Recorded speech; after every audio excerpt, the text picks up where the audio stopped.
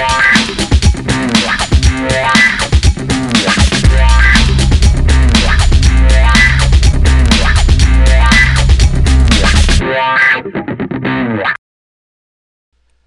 to the StockMiner.com studios here in the beautiful Black Hills of South Dakota. I'm your stock miner, Brian Johnson, and the markets took a bit of a tumble today. As we see, the market's down.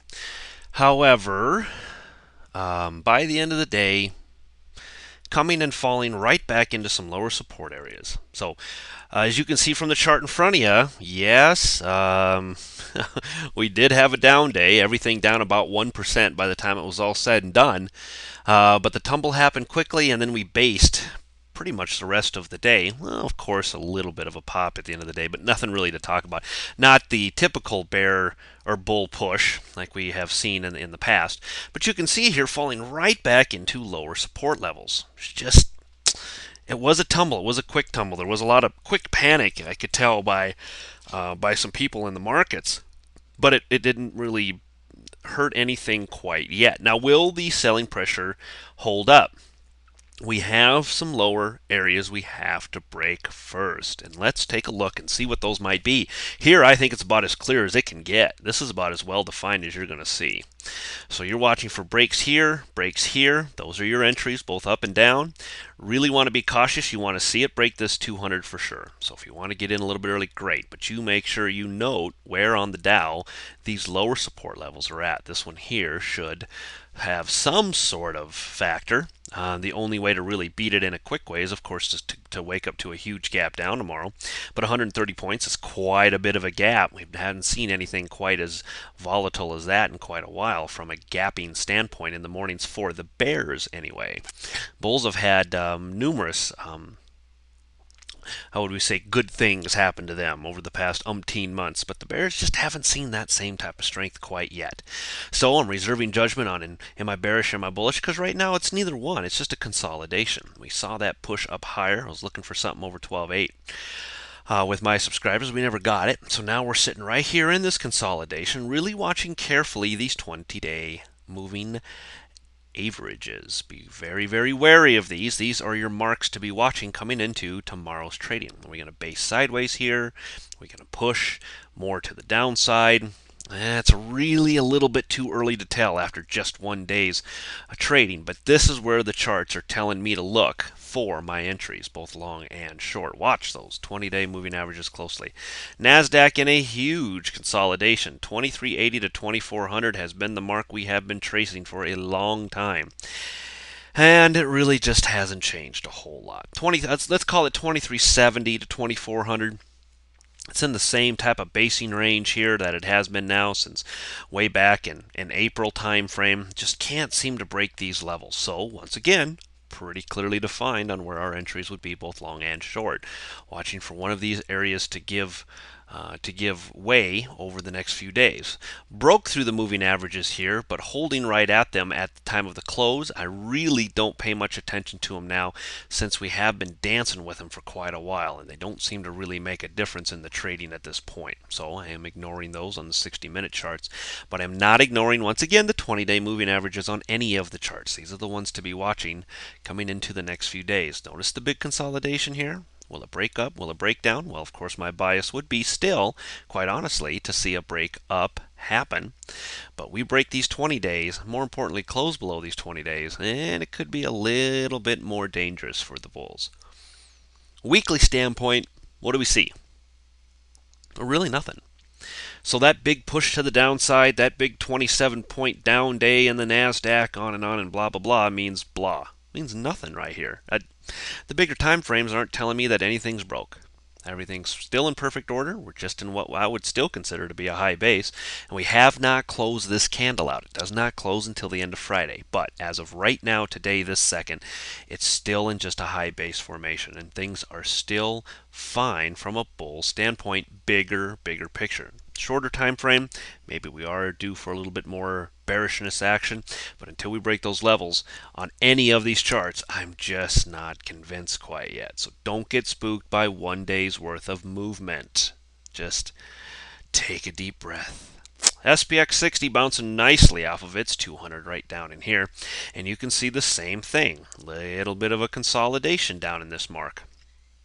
Holding nicely between 1335 and 1360, and have been there too going back into the April time frame. Been out of it to the high end, been out of it a little bit to the low end, but overall just draw a couple of lines and contain price pretty well between that 1335 and 1360 area. Watching closely for the 200 tomorrow. Will it hold? Held well today, but on any further bearish action, not sure we're going to see that thing hold coming into tomorrow.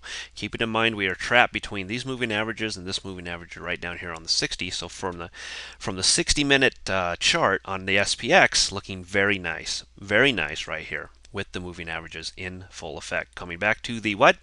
20-day moving average. Thank you. Watching that very closely. Got a little bit of a dip below it today. Could not hold it. Bulls did push it back up and over. You can see we get dips below it, not able to hold below it.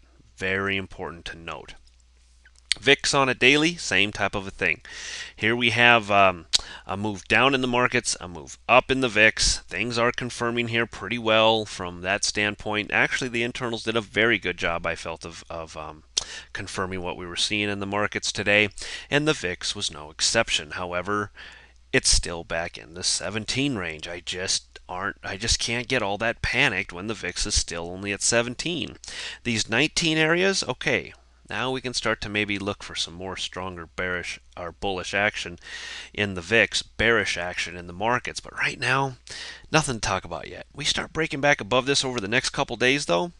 There we go. Now maybe we can see some strength really roll in from a bear side. Weekly, same thing as well. Back out and over this whole channel thing, which has just become a convoluted mess the past few weeks.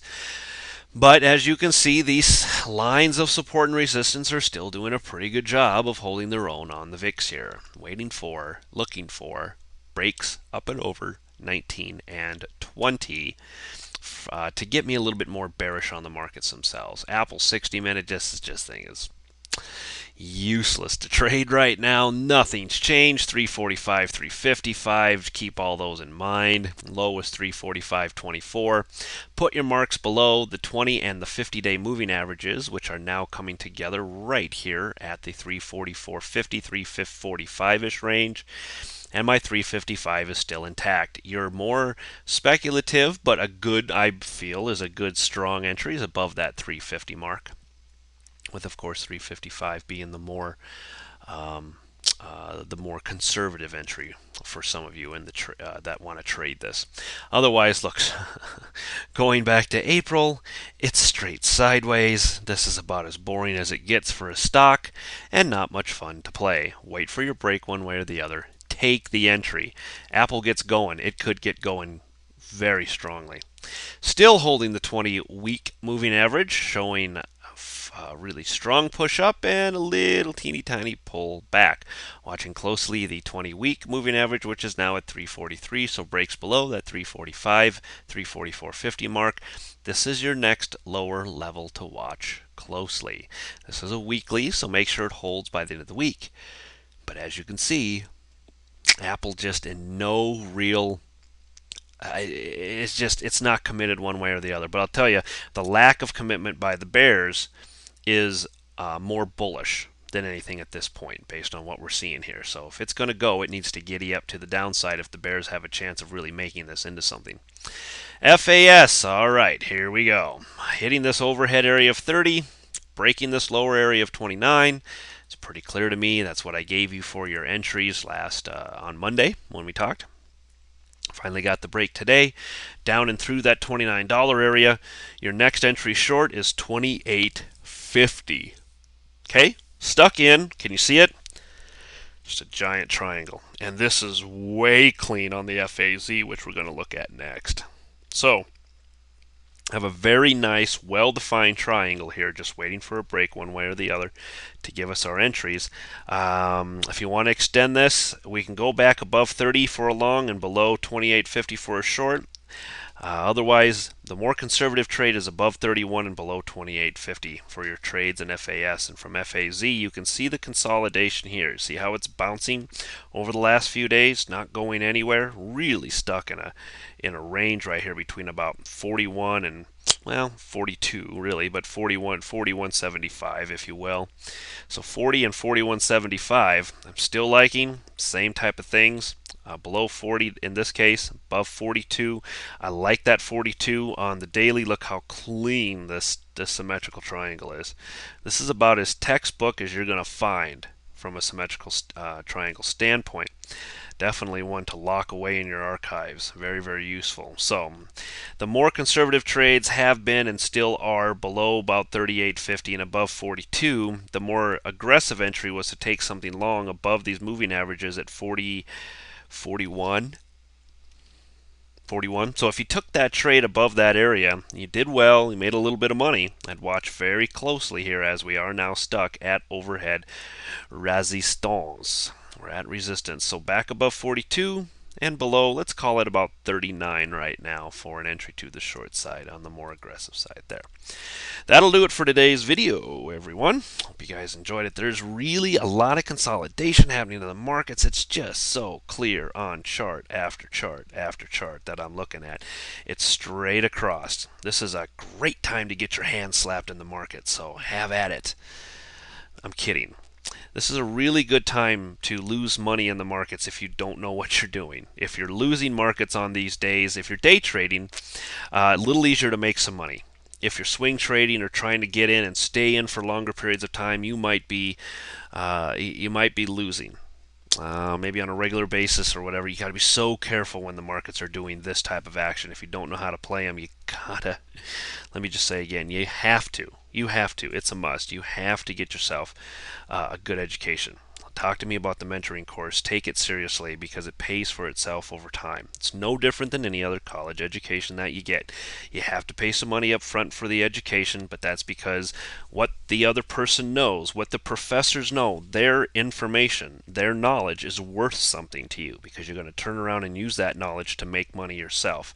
Then your knowledge will be worth money to other people. That's where I'm at. So I don't charge an arm and a leg. It's really cheap for what you get, to be quite honest. But my knowledge and my time is worth something. But then you'll take that knowledge, you'll turn around, apply it to your own trading, and then you'll become your knowledge will become important to other people. I find a lot of my students come out of the course and they're asked questions by all their buddies. What about this chart? What about this chart? What should I do here? What should I do there? So then it really does become important to you down the road. So talk to me about that. If you like what you see in the daily, sign up for the newsletter. $28 a month is cheap, cheap, cheap, cheap. I go and there's a ton more lines on my subscribers videos. We talk about oil, we talk about gold, we have individual stock plays every week. It's packed full of information, good stuff. A good 15 to 20 minute video every single day of the week, except for Saturdays. So give that a whirl. Otherwise, we'll talk to you guys as always. Maybe tomorrow, but for sure on Friday.